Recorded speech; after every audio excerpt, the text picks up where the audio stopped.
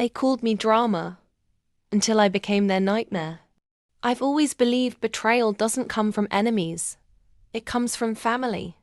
The day I collapsed at work, I was rushed to the ER with tubes strapped to me, barely clinging to consciousness. The doctor dialed my parents. They didn't come. My younger sister did something worse. She posted a picture of herself smiling over ice cream with the caption, "Family day without the drama." That drama was me, her sister, fighting for her life.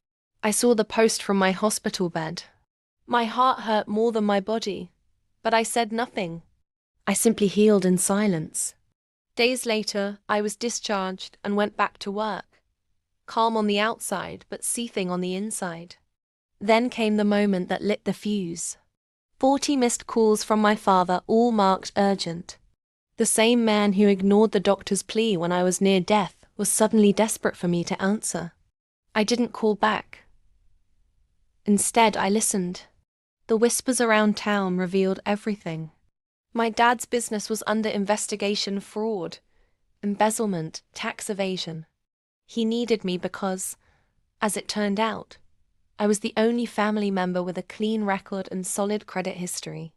He wanted me to co-sign on a multi-million-dollar deal to cover his tracks.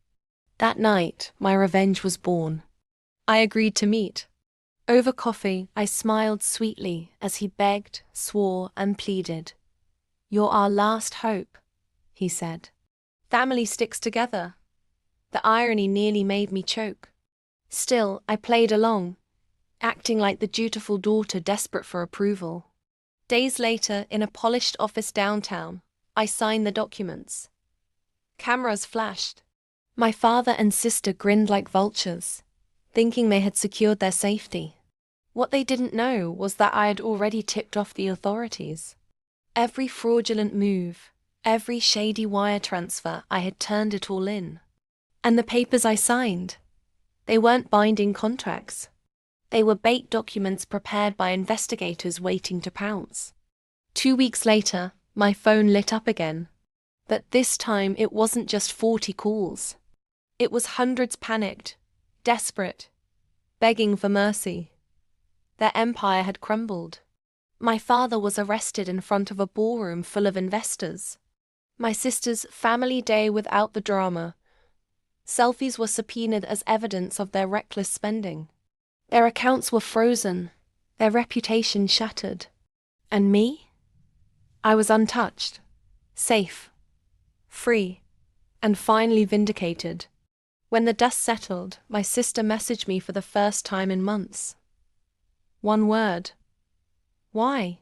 I didn't reply. I didn't need to. Instead, I sat in front of my camera, hit record, and told my story. The betrayal, the silence, the revenge. My subscribers lit up the comments, calling me brilliant, fearless, and ruthless.